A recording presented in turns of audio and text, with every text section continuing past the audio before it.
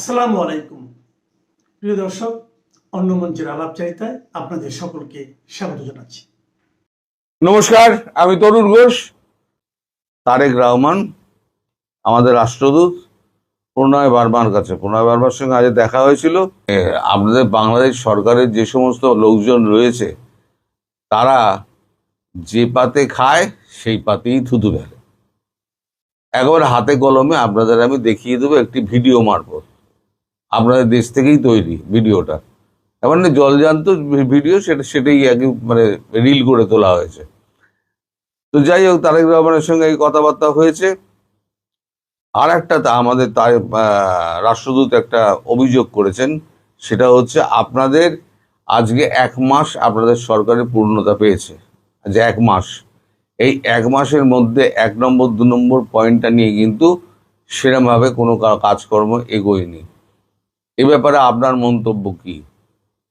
তখন তারেক রহমান বলেছেন আমাদের একটু সময় দিতে হবে, কারণ আমি সবে এখানে বসেছি, আমার পুরোপুরি বুঝতেই সময় লেগে যাচ্ছে। কারণ যতটা ধার আগের সরকার রেখে গেছিল, যেমন বিদ্যুতের বিলই 8.5 বিলিয়ন ছাড়িয়ে গিয়েছে, বিদ্যুতের বিল সেটা ধার রয়েছে। তারপর বিভিন্ন জায়গায় ধার মেটানোর ব্যাপার থাকে, সেগুলো কোনোটাই মেটাননি। না মিটিয়ে তিনি বলেছেন এত কোটি ডলার, এত বিলিয়ন ডলার আমি রেখে গেলাম, এত বিলিয়ন ডলার আমি রেখে গেলাম। কিন্তু সেই ডলারটা ধার মেটাতে মেটাতে যে রিজার্ভটা হাফের নিচে নেমে যাবে, সেটা কিন্তু উনি উল্লেখ করে যাননি। উনি শুধু দেখিয়ে গেছেন আমি এত রেখে গেলাম। এ রেখে যাওয়ার তো কোনো অর্থ হয় না। ফলে এইগুলো সামলাতে গিয়ে আমার একটু সময় লেগে যাচ্ছে। তবে আমাকে 1-2 মাস সময় দিলে পরে আমি এই দুটো কিন্তু নিশ্চিতভাবে ঠিক করে দেবো। এর মধ্যে আবার জামায়াতের একটা গন্ডগোল আছে। আপনারা নিশ্চয়ই দেখেছেন, চীনের রাষ্ট্রদূত, আপনাদের দেশে যে আছেন চীনের রাষ্ট্রদূত, তিনি এখন জামাতের ঘাড়ে চেপেছেন না, জামাত এখন চীনের রাষ্ট্রদূতের ঘাড়ে চেপেছে, বোঝা মুশকিল। কারণ আজকে চীনের রাষ্ট্রদূতের সঙ্গে একবার দাঁড়িয়ে থেকে জামাত নেতা, তিনি তো সমস্ত ঈদের সামগ্রী তিনি সমস্ত বিতরণ করলেন এবং খুব হাসি ঠাট্টা মশগুলের মধ্যে দিয়ে কথাবার্তা হলো। এবং জামাত হুঙ্কার দিয়েছে যে আনুপাতিক হারে আসন সংখ্যা বিন্যাস করতে হবে এবং তাদের 10টা মন্ত্রিত্ব দিতে হবে। এই 10টা মন্ত্রিত্ব যদি না দেয় তাহলে ঈদের পরে তাহলে একেবারে বাংলাদেশ অস্থির করে তুলে দেবে। এই যদি অবস্থা হয় তাহলে এখন তারেক রহমান এখন কি করে দেশ চালাবেন? আমার তো মনে হচ্ছে তারেক রহমান দেশ চালাতে পারবেন না। এদিকে আমাদের আপনাদের পররাষ্ট্রমন্ত্রী খলিলুর রহমান, তিনি যে দোহা গিয়েছেন, তিনি 12 ঘন্টার জন্য দোহা যাওয়ার নাম করে তিনি 2 দিন কাটিয়ে দিয়েছেন। দোহা থেকে আর তিনি ফিরছেন না। তিনি দোহায় কি করছেন সে নিয়ে অনেক প্রশ্ন রয়েছে। যে দেখা যাক তিনি দোহা থেকে ফিরে এসে আবার কি গাল গল্প দেন, তখন সেটা শোনা যাবে খুনি। তবে দোহাতে তার যে বেশ মিটিং ফিটিং চলছে এদিক ওদিক, সে খবর কিন্তু পাওয়া যাচ্ছে, সেটা নিয়েও কথাবার্তা হয়েছে। তো যাই হোক, এখন এই যে খাদ্যপণ্য সরবরাহ এবং বিদ্যুৎ, এই দুটো কিন্তু মানে, এবং তার সঙ্গে জ্বালানি তো বটেই, জ্বালানির কথায় পরে আসছি, কিন্তু খাদ্যপণ্য সরবরাহটা হয়তো আমাদের এখান থেকে হয়ে যাবে। কারণ এখন বিশেষ খাদ্য এদিক ওদিক যাচ্ছে না, আমাদের এখন পর্যাপ্ত খাদ্যপণ্য রয়েছে, হয়তো খাদ্যপণ্য দিয়ে দেওয়া হতে পারে। কিন্তু বিদ্যুৎ ব্যাপারটা আমি আপনাকে বললাম, ওটা পার্শ্ববর্তী আমাদের বেসরকারি সরকারের হাতে, সংস্থার হাতে, তারা কি করবে না করবে তারা জানে। এবার আমি পরিশেষে একটা আপনাদের একটা মানে জ্বালানি নিয়ে, তেল নিয়ে আমি আপনাদের একটা ভিডিও দেখাই। এখন তার আগে একটু বলে নিই, আমাদের এখানে জ্বালানি দেওয়া নিয়ে সারা মানে আশেপাশের রাষ্ট্রগুলোকে জ্বালানি দেওয়া নিয়ে আমাদের এর মধ্যে কিন্তু বিক্ষোভ শুরু হয়েছে। মোদিকে সামলাতে হচ্ছে।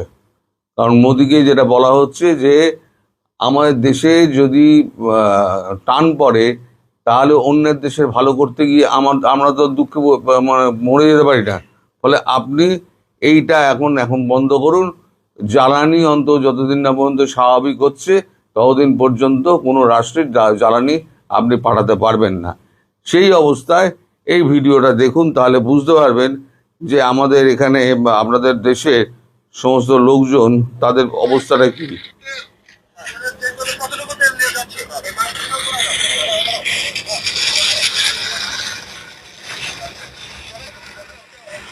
ভারতীয় ট্রাক, তার ট্যাঙ্কার দেখা হচ্ছে, তেল নাকি নিয়ে যাচ্ছে বাংলাদেশ থেকে।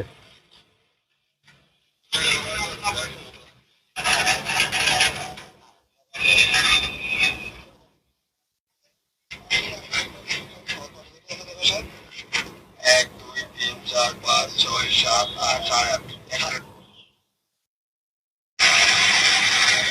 আমাদের বাংলা থেকে এক কিলো তেল ভারতের বাইরে কোনো টাকা যেতে না।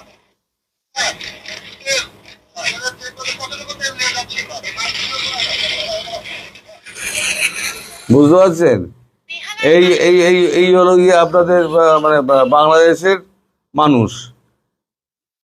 তেল দিচ্ছে ভারতবর্ষ, সেই তেল দিয়ে পোদ্দারি পরের ধরনের পোদ্দারি করছে আপনাদের বাংলাদেশ। তেল দিচ্ছে ভারতবর্ষ, এবার তেলের ট্যাঙ্কার দেখা হচ্ছে, যে তেলের ট্যাঙ্কার খুঁচিয়ে দেখো যে সেখানে কত তেল যাচ্ছে ভারতবর্ষে পাচার হচ্ছে। তেলের ট্যাঙ্কারে করে কি তেল পাচার হয়? এ কি পাড়ার ছেঁচড়া চোর যে তেল নিয়ে তেলের ট্যাঙ্কার থেকে তেল চুরি করবে? এই হচ্ছে মোটা বুদ্ধির বাংলাদেশের জামাতি লোকজন। এ নিশ্চিতভাবে জামাত। এ দাড়ি বাড়ি দেখেই বোঝা যাচ্ছে এ জামাত। তো এরা যে পাতে খায় সেই পাতেই এরা থুতু ফেলে। ভারতবর্ষ এই তেল না দেয়, কারেন্ট না দেয়, আর খাবার না দেয়, এমনি তেল মরে যাবে। এই যে তেলে এত রংবাজি দেখাচ্ছে না, যদি 3টে বন্ধ করে দেয় এমনি তেল মরে যাবে। তখন আর ওই কাঁটা দিয়ে দেখতে হবে না 8.5 আছে না 8 আছে, দেখতে হবে না আর। আপনাদের বাংলাদেশের ওই সমস্ত লোকেদের চরিত্র সে তো আপনারা আমার থেকে বেশি ভালো জানেন। তাই এদের নিয়ে যত কম কথা বলে তত ভালো, আপনারও সুখ আমারও সুখ। অতি সম্প্রতি প্রধানমন্ত্রী তারেক রহমান স্মার্ট কার্ড বিতরণ করেছেন। এটাকে ঘিরে কিছু গণমাধ্যম এবং টেলিভিশনে যারা কথা বলেন তাদের অনেকের কথাগুলো লক্ষ্য করেছি যে সরকারকে প্রশংসা করতে গিয়ে মিথ্যাচার এমন পর্যায়ে নিয়ে যাচ্ছে যে ওই গণমাধ্যমের সংবাদ ন্যূনতম গ্রহণযোগ্যতা আর থাকছে না। ধরুন, স্মার্ট কার্ড একটা সরকারের ধারাবাহিকতায় আর একটা সরকার আসলে সেটা দিতেই পারে, এটা খুবই স্বাভাবিক। কিন্তু বলা হচ্ছে এমনভাবে যেন এই প্রথম বর্তমান সরকার মানুষের কল্যাণে স্মার্ট কার্ড দিচ্ছে। সেই বিষয়ে একটা তথ্য আপনাদের কাছে উপস্থাপন করি। আমি একটা ডকুমেন্ট প্রথমে আপনাদের কাছে প্রদর্শন করি।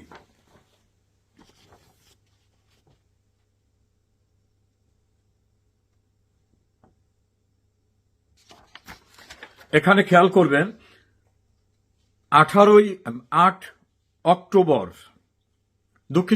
8 নভেম্বর 2023 তারিখে টিসিবি দেশব্যাপী 1 কোটি স্মার্ট ফ্যামিলি কার্ড বিতরণ শুরু কর্মসূচি নোটিশ দিয়েছে।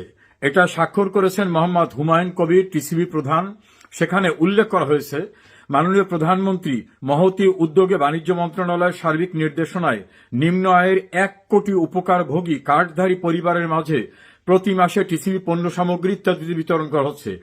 এই ফ্যামিলি কার্ডকে স্মার্ট ফ্যামিলি কার্ডে রূপান্তরের কার্যক্রম নেওয়া হয়েছে। আগামী 9 নভেম্বর 2023 তারিখ হতে কার্ডধারী পরিবারের মাঝে স্মার্ট ফ্যামিলি কার্ড বিতরণ শুরু করা হবে। পর্যায়ক্রমে সারা দেশে 1 কোটি পরিবারের মাঝে এই স্মার্ট ফ্যামিলি কার্ড বিনামূল্যে বিতরণ করা হবে। অর্থাৎ 2023 সালেই 1 কোটি ফ্যামিলি কার্ডকে কনভার্ট করে ফ্যামিলি স্মার্ট কার্ড করা হয় এবং সেটা বিতরণ করা হয়। তাহলে হঠাৎ করেই যে ফ্যামিলি কার্ড ইস্যু করা হচ্ছে এটা আদৌ সত্য নয়। এটা মাননীয় প্রধানমন্ত্রী, তৎকালীন প্রধানমন্ত্রী শেখ হাসিনার চিন্তাপ্রসূত এবং রাষ্ট্রীয় কল্যাণকর একটা প্রকল্প। দ্বিতীয় বিষয়টি হচ্ছে সামাজিক খাতে মানুষের সুরক্ষার জন্য কি করা হচ্ছে, এটা নিয়ে ইনিয়ে বিনিয়ে কিছু মিথ্যাচার করা হচ্ছে। সেজন্য আমি ডেইলি স্টার সহ তৎকালীন বাংলা পত্রিকাগুলোর যে সংবাদ এসেছে তার একটি সংবাদ উপস্থাপন করি। প্রথমে এইটা দেখুন, বাজেটে সামাজিক নিরাপত্তা কর্মসূচি। এটা একটা দৈনিক পত্রিকা থেকে আমি আপনাদেরকে জানাচ্ছি, চলতি 2023-24 অর্থ বছরে বাজেটে সামাজিক নিরাপত্তা খাতে 11% বৃদ্ধি করা হয়েছে। বাজেটের বিবরণ অনুযায়ী দেশে সামাজিক নিরাপত্তা বেষ্টনী খাতের আওতায় 123টি কর্মসূচি রয়েছে। 123টি কর্মসূচি রয়েছে সামাজিক নিরাপত্তা খাতে। এগুলি বাস্তবায়নের জন্য দায়িত্ব পালন করছে 24টি মন্ত্রণালয় ও বিভাগ। এগুলির মধ্যে 8টি কর্মসূচি হচ্ছে নগদ ভাতা, 11টি খাদ্য সহায়তা ইত্যাদি ইত্যাদি। সেখানে বয়স্ক, বিধবা ভাতা, অসচ্ছল প্রতিবন্ধী ভাতা, মাতৃত্বকালীন ভাতা, মুক্তিযোদ্ধাদের সম্মানী ভাতা, ক্ষুদ্র ঋণ দেওয়া, শিক্ষা খাতে দেওয়া, প্রতিবন্ধী সেবা, সাহায্য কেন্দ্র, বেদে, হিজড়া, অনগ্রসর জনগোষ্ঠী, এরকম ভাবে। তাহলে 2023-24 সালের বাজেটেই সামাজিক নিরাপত্তা খাতে যে টাকাটা বরাদ্দ করা হয়েছিল, সেই টাকাটা পূর্বের টাকার চেয়ে 11% বৃদ্ধি করা হয়েছে। 1,13,000 কোটি টাকা বরাদ্দ করা হয়েছে। শেখ হাসিনা এই যে দরিদ্র পীড়িত মানুষদের, বিধবা, হিজড়া, প্রতিবন্ধী, স্বামী পরিত্যক্তা, দরিদ্র, অসচ্ছল প্রতিবন্ধী, মাতৃত্বকালীন ভাতা, মুক্তিযোদ্ধা ভাতা, ক্ষুদ্র ঋণের মাধ্যমে তাদের সহায়তা করা, অতীব জরুরি বয়স্ক ভাতা, বিধবা ভাতা, এই সমস্ত কিছু শেখ হাসিনা দিয়েছেন। এর ফলে কোটি কোটি মানুষ 123টি সামাজিক কর্মসূচির মাধ্যমে সামাজিক সুরক্ষার সুবিধা পেয়েছে। এর পাশাপাশি গৃহহীন মানুষদের সবাইকে সরকারি জায়গায় ঘর নির্মাণ করে সেই পাকা ঘরে বিদ্যুতের সংযোগ দিয়ে দলিল করে মালিকানা পর্যন্ত দিয়ে দেওয়া হয়েছে। এই জনবান্ধব কর্মসূচিকে গৌণ করে নতুন করে কিছু গণমাধ্যম, কিছু টেলিভিশনের বক্তারা যেভাবে কথা বলছেন, তাতে আপনাদের গ্রহণযোগ্যতাই নষ্ট হয়ে যায়। আমি যেটা প্রথমে দেখালাম যে smart family card Sheikh Hasina দিয়েছেন 2023 সালে, এটা নতুন কিছু না। ফলে বর্তমান সরকারে সেই যে ফ্যামিলি কার্ড দিয়েছে, যুগান্তকারী পদক্ষেপ, অতীতে কেউ ভাবে নাই, এ জাতীয় কথা যারা প্রচার করছেন, আপনাদের নিজেদের গ্রহণযোগ্যতাই নষ্ট হয়ে যায়। যে গণমাধ্যম এগুলোকে প্রচার করেন, তাদের গ্রহণযোগ্যতা নষ্ট হয়ে যায়। আমি দালিলিক অবস্থা উপস্থাপন করলাম। শেখ হাসিনার জনবান্ধব কর্মসূচি, ফ্যামিলি কার্ড, সামাজিক সুরক্ষা খাতে 123টি কর্মসূচি, গৃহহীনদের গৃহ করে দেওয়া সহ অন্যান্য যে সকল অকল্পনীয়, নজিরবিহীন সিদ্ধান্ত এবং কর্মসূচি বাস্তবায়িত হয়েছে। যেমন সারা দেশে সর্বত্র বিদ্যুৎ, এটা অতীতে কেউ কল্পনা করেছে, সর্বত্র ইন্টারনেট। এভাবে তিনি যে কল্যাণকর কাজ করেছেন, সেটাকে অস্বীকার করা আপনাদের নির্বুদ্ধিতা এবং নিজেদের অতীত সামুদি করার চরিত্রকেই বহন করে। ম্যাথিউ অ্যারন ভ্যান ডাইক একজন মার্কিন নাগরিক, আরো স্পেসিফিক্যালি বলা যায় যে একজন মার্কিন ভাড়াটে যোদ্ধা, সিআইএ অপারেটিভস, সিআইএ এর পক্ষে পৃথিবীর বিভিন্ন দেশে কাজ করেন। এই শতাব্দীতে যতগুলো রেজিম চেঞ্জের ঘটনা ঘটেছে, সিআইএ এর পৃষ্ঠপোষকতায়, মার্কিন সমর্থনে, এই যে আরব স্প্রিং বলেন, ইউক্রেনের রেভলিউশন বলেন, সিরিয়া, ইরাক কিংবা লিবিয়ার সরকার পরিবর্তনের কথা বলেন, ইভেন ভেনিজুয়েলা, আফগানিস্তান, এই সবখানে এই ম্যাথিউর নামটা জড়িত। কি কাজ করে ম্যাথিউ আসলে? তার কিছু বাহারি পরিচয় আছে। কখনো তিনি নিরাপত্তা বিশ্লেষক, কখনো যুদ্ধের বিশেষ সংবাদদাতা, ওয়ার করেসপন্ডেন্ট, কখনো আবার ডকুমেন্টারি ফিল্ম মেকার। এইসব নানান পরিচয়ের আড়ালে এই মানুষটা আসলে তার একটা প্রতিষ্ঠান আছে, যেটা বললে তার পরিচয়টা আরো স্পষ্ট হবে। Sans of liberty international, SOLI। এই সলির ওনার হলো এই ম্যাথিউ। এবং ম্যাথিউর কাজ হলো বিভিন্ন কনফ্লিক্ট জোনে, যেখানে এই রেজিম চেঞ্জের ষড়যন্ত্র চলছে, এসব সংঘাতপূর্ণ এলাকায় বিভিন্ন যোদ্ধাদের সমাবেশ ঘটিয়ে তাদের ট্রেন আপ করা। সম্প্রতি এই ম্যাথিউ কলকাতায় গ্রেপ্তার হয়েছেন, অনেকটা সিনেমার মতো। ম্যাথিউ যখন কলকাতা বিমানবন্দরে গ্রেপ্তার হয়েছেন, ঠিক একই সময় দিল্লি এবং লখনৌ বিমানবন্দরে আরো 6 জন ইউক্রেনের নাগরিক গ্রেপ্তার হয়েছে, 3 জন দিল্লিতে, 3 জন লখনৌতে। কেন তারা ভারতে গ্রেপ্তার হলেন? ভারতের এনআইএ, ন্যাশনাল ইনভেস্টিগেশন এজেন্সি, জাতীয় তদন্ত সংস্থা তাদের গ্রেপ্তার করেছে। এই ম্যাথিউ এবং অন্যান্য 6 জন, তারা ভারতে এসেছিল ট্যুরিস্ট ভিসায়, এবং সেখানে এসে তারা প্রথমে আসামের গৌহাটিতে যান এবং সেখান থেকে তারা মিজোরামের সংরক্ষিত অঞ্চলে যান এবং সেখান থেকে তারা বর্ডার ক্রস করে মিয়ানমারের ভেতরেও যান এবং এই মিজোরাম মিয়ানমার বর্ডার এলাকায় তারা মিয়ানমার এবং ভারতের যে নর্থ ইস্ট বিচ্ছিন্নতাবাদী গ্রুপ আছে তাদের সাথে মিটিং করে এবং তাদের সাথে করে তারা ড্রোন এবং বিভিন্ন অস্ত্র নিয়ে এসেছিলেন। এই ড্রোন অস্ত্র কোন পথে এসেছে সেটা এখনো জানা যায়নি এবং তারা মিয়ানমারে গিয়ে মিয়ানমারের বিচ্ছিন্নতাবাদী গোষ্ঠীদের সাথে আলাপ করেছেন। বেসিক্যালি ম্যাথিউ এই ধরনের গ্রুপগুলোকে ট্রেন আপ করেন, কিভাবে এই সরকার বিরোধী মুভমেন্ট করতে হবে, কিভাবে সশস্ত্র সংগ্রাম করতে হবে, এগুলো নিয়ে ম্যাথিউ আসলে কাজ করেন। ম্যাথিউর কথা কেন আমাদের জন্য প্রাসঙ্গিক? ধারণা করা হয় 2024 সালের 5ই অগস্ট যে জঙ্গি অভ্যুত্থানটি হয়েছে, বাংলাদেশে যে রেজিম চেঞ্জ হয়েছে, এই জুলাই আগস্টের জঙ্গি অভ্যুত্থানে এই স্নাইপারদের নিয়ে অনেক কথা হয়েছে, যে এই স্নাইপার রাইফেলের গুলিতে পুলিশ নয়, তৃতীয় পক্ষের কেউ মানুষ হত্যা করেছে। ধারণা করা হয় এই যে তৃতীয় পক্ষের এই সন্ত্রাসীরা, এই জঙ্গিরা, যারা মানুষ হত্যা করে শেখ হাসিনার পুলিশের উপরে, শেখ হাসিনার আইন শৃঙ্খলা রক্ষাকারী বাহিনীর উপরে দোষ চাপিয়েছে, তারা আসলে এই ম্যাথিউ গংদের দ্বারা ট্রেইনড। এই ম্যাথিউরা বাংলাদেশের এই জঙ্গিদের ট্রেন আপ করেছে এবং তারাই জুলাই আগস্টে মাঠে নেমে নিরীহ ছাত্র জনতাদের হত্যা করেছে। দূর থেকে তারা স্নাইপার রাইফেল দিয়ে গুলি করে হত্যা করেছে। এই স্নাইপার রাইফেল নিয়ে ডক্টর ইউনূসের উপদেষ্টা ব্রিগেডিয়ার অবসরপ্রাপ্ত সাখাওয়াত হোসেন অনেক কথা বলেছেন। তো এখন আস্তে আস্তে জট খুলে যাচ্ছে। তো ভারতের ন্যাশনাল ইন্টেলিজেন্স এজেন্সি তাদের গ্রেপ্তার করেছে, তাদের আদালতে হাজির করেছে এবং আদালত তাদের 11 দিনের রিমান্ডে পাঠিয়েছে। সো বর্তমানে তারা এই জাতীয় তদন্ত সংস্থার হেফাজতে 11 দিনের জন্য আছে।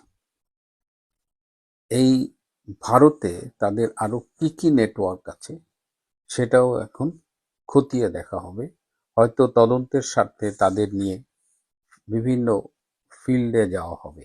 যতদূর জানা গেছে যে ভারতে মার্কিন স্বার্থ সংরক্ষণের জন্য এই ম্যাথিউ এবং তার সন্ত্রাসী বাহিনী এবার এসেছিল এবং এই যে ring of conflict Jones around India, এই থিওরির উপরে ভিত্তি করে তারা কাজ করছে। আপনারা ইতিমধ্যে জানেন যে ভারত, বাংলাদেশ এবং মিয়ানমারের কিছু অংশ, বাংলাদেশের হিল ট্রাক্সের বিশেষ করে বান্দরবনের কিছু অংশ নিয়ে ক্রিশ্চিয়ান স্টেট করার একটা দীর্ঘদিনের পরিকল্পনা রয়েছে আমেরিকার। এই ক্রিশ্চিয়ান স্টেট প্রজেক্টটা কি আমেরিকা সম্পূর্ণ বাদ দিয়েছে? আমার তো মনে হয় না। এবং এই ক্রিশ্চিয়ান স্টেট, এই মিজোরামের একটা অংশ এখানে থাকবে। এখানে নাকি 1002 ইহুদি বাস করে।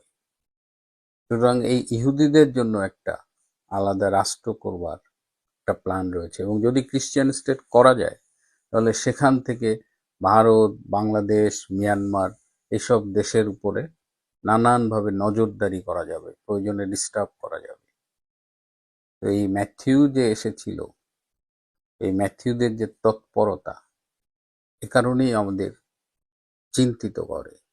এখন যেহেতু তারা ভারতে গ্রেপ্তার হয়েছেন, জিজ্ঞাসাবাদ চলছে, এর মধ্য দিয়ে জানা যাবে, অনেক নতুন নতুন তথ্য পাওয়া যাবে এবং বাংলাদেশের ব্যাপারে তারা কতখানি মুখ খুলবে বা সেই নিউজ আমাদের কাছে কতখানি আসবে সেটি এই মুহূর্তে বলা যাচ্ছে না। কিন্তু এটা খুব ইন্টারেস্টিং এবং একটু খতিয়ে দেখলাম তখন দেখলাম যে এই ম্যাথিউ এরা বিভিন্ন ট্রেন আপ করে এবং ম্যাথিউ যে ট্রেন আপ করছে সেই ভিডিও কিন্তু অনলাইনে আছে এবং সেই ভিডিও আমার কাছেও আছে। কিন্তু সেখানে যেহেতু অস্ত্রের ঝনঝনানি, ইউটিউব ওগুলো অ্যালাউ করবে কিনা এই জন্য আমি আপনাদের দেখাচ্ছি না। কিন্তু দুশ্চিন্তার বিষয় আসলেই। এবং বাংলাদেশে ইউনূস আসার পরে এই টেকনাফ হিল এরিয়ায় যে ঘটনাগুলো ঘটছে এবং এই যে হিউম্যান করিডোরের নামে আরাকান আর্মিকে যুদ্ধ করে সংঘাতে লিপ্ত হবার জন্য বাংলাদেশ সরকার যে সহায়তা করছিল এবং এখনো এই রমজান মাসেও দেখা যাচ্ছে পাহাড়ি অঞ্চলে আরাকান আর্মি একদম ওপেন তারা ইফতারি করতেছে এবং সেগুলো বাধা দেওয়ার কেউ নেই।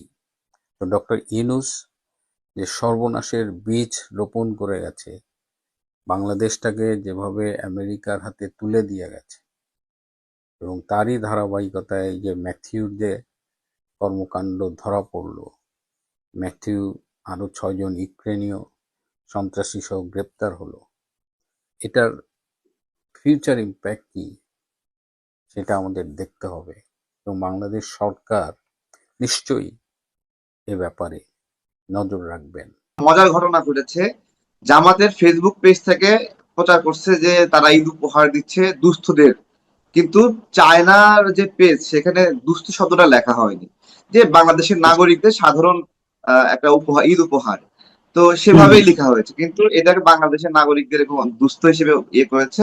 আরেকটা জিনিস, তারা প্রায় 4-5 বার ফেসবুক পেজটা এডিট করেছে, সেখানে একাধিক ভাবে তারা বোঝানোর চেষ্টা করছে এটা জামাত এবং চায়নার যৌথ সহযোগিতা, হ্যাঁ, যৌথ উদ্যোগে সহযোগিতা, যৌথ অর্থায়নে সহযোগিতা, এরকম একটা ভাইব তারা প্রচার করেছে।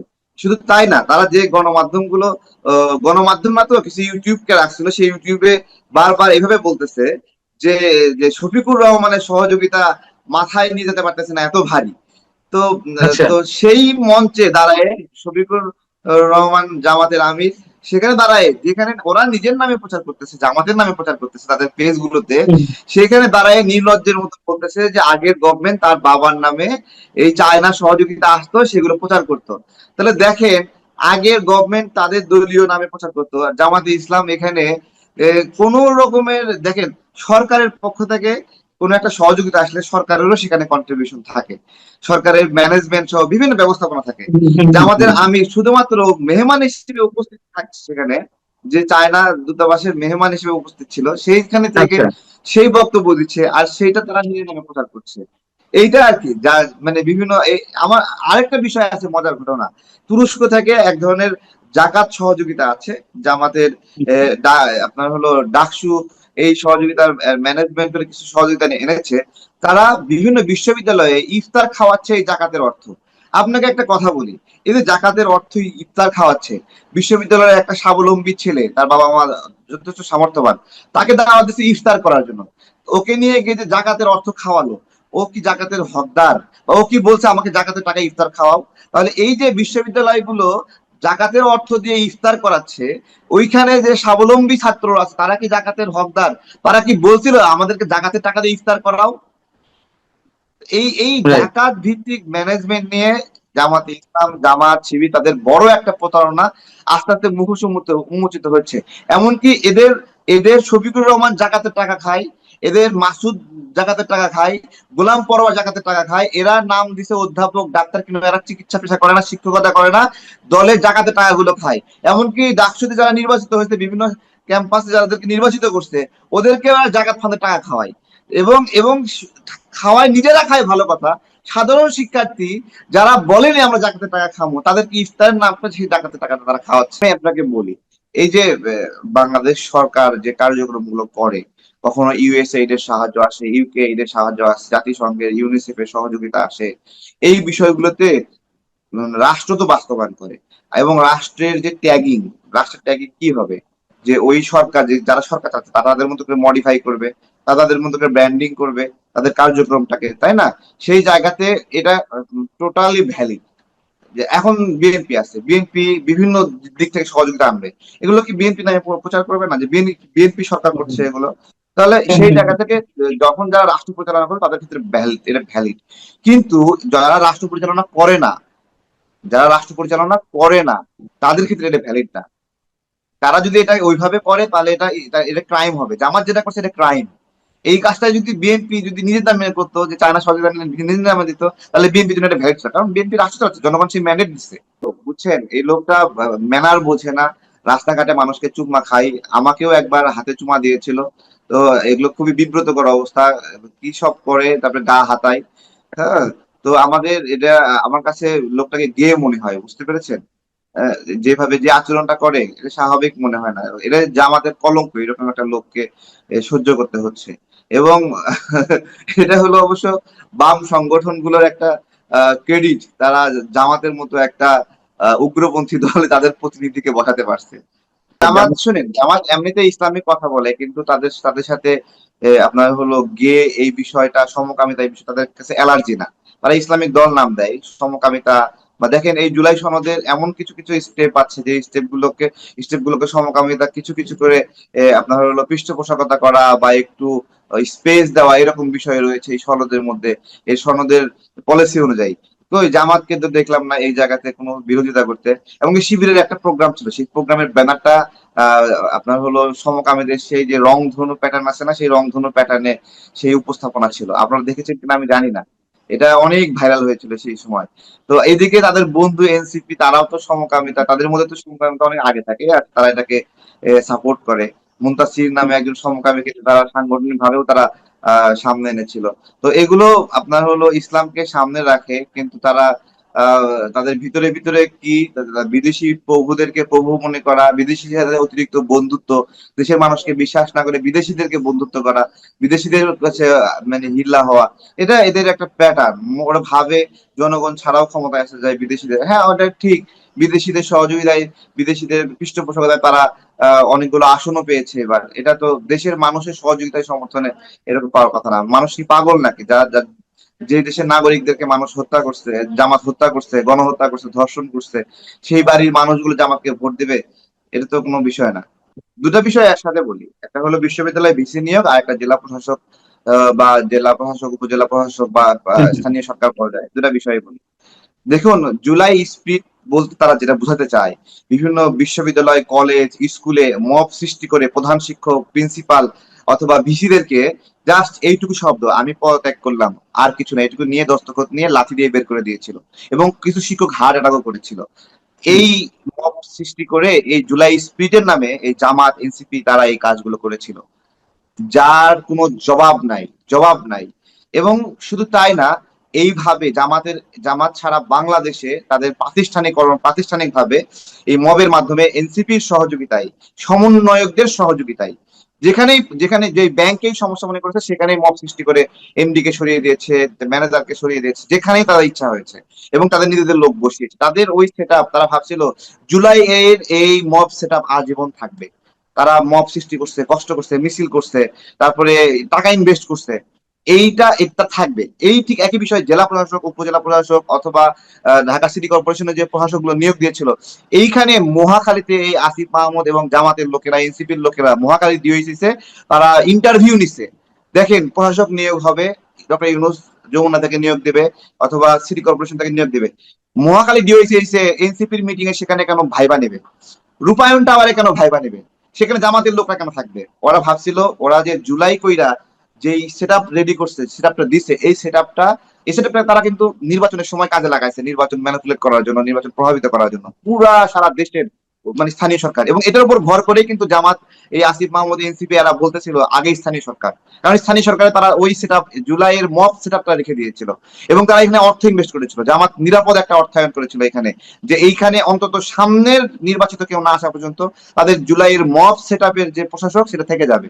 তো বিএনপি কি কুত্তা কামড়াইছে যে ওরা সেই মব সেটআপ বিভিন্ন উপজেলায় জেলা প্রশাসক, তাহলে বিএনপি কি কাজ বাস্তবায়ন করতে পারবে? তারা ফ্যামিলি কার্ড বাস্তবায়ন করবে কিভাবে, কৃষক কার্ড বাস্তবায়ন করবে? এটা কি জুলাইয়ের যে মব সেটআপ আছে জামাতের নিয়োগ দেওয়া, এনসিপি নিয়োগ দেওয়া, সে মাধ্যমে করবে? একটা সরকার তো চলতে পারবে না, উঠতে বসতে সরকারকে ল্যাং মারবে। সুতরাং সরকার তার কাজ বাস্তবায়নের জন্য যেভাবে সেটআপ করা দরকার সেভাবে তারা করবে। এটা একটা দলীয় সরকার, এটা তো নির্দলীয় সরকার না, এটা তো জাতীয় সরকার না। এটা তো এরকম না যে সব দল মিলাই মিক্স করে। বিএনপি যে রাষ্ট্র চালাচ্ছে, খুব কি ক্ষতি করেছে এই কয়েকদিনে? 29 দিন হচ্ছে, এই 29 দিনে কতটুকু ক্ষতি করছে? আরে ভাই, ডক্টর ইউনূসের সময় 9 জন কৃষক, 6 মাসের একটা মেয়াদ আছে, 6 মাসে 9 জন কৃষক আত্মহত্যা করছিল। একজন কৃষক 1,000, 1,500, 9,000 টাকা ঋণ মাত্র, তারা আত্মহত্যা করছে। এইরকম 12 লক্ষ কৃষকের ঋণ মকুব করে দিচ্ছে তারেক রহমান। 12 লক্ষ। আমাদেরকে জিজ্ঞাসা করছিল, আচ্ছা কৃষকগুলো আত্মহত্যা করে কেন সেই সময়? আমি বললাম যে কি আর 10,000 টাকা 9,000 টাকা ঋণ আছে ভাই, আমরা এটা পারি না। কতজন কৃষক সেই সময়ের চিন্তা, আমরা ভিডিও কলে, আমরা কনফারেন্সে মিটিং করতেছিলাম, তাহলে এটা মাফ করে দিলে খুব সমস্যা হয় নাকি? কতজন মানুষ 1,500 কোটি টাকা, 2,000 কোটি টাকা, একজন ব্যবসায়ী 2,000 কোটি টাকা ঋণ নিয়ে মেরে দেয়, তাহলে আমরা কৃষকদেরকে একটু রিল্যাক্স দেই। তখনের পলিসি এখন এসে বাস্তবায়ন করছে। অন্য কোন সরকার কখনো এইভাবে এত বড় একটা ভয়ঙ্কর সাহস নিয়েছে যে 12 লক্ষ কৃষকের ঋণ মকুব করে দেবে? দেখেন, সেই ইউনূসের সময় কি 9 জন কৃষক আত্মহত্যা করছে, 9 জন কৃষক। অথচ ডক্টর ইউনূস বলছিল দারিদ্রকে জাদুঘরে পাঠাবে, বলছে না? এবং জিরো জিরো জিরো পভার্টি বলছিল না? অথচ সেই সরকারের সময়ে 9 জন কৃষক আত্মহত্যা করছে। এই তো দেশের মানুষ তো ভুলে গেছিল যে সে একজন সুদী মহাজন। তার সময় কৃষক আত্মহত্যা করবে না, কখন করবে?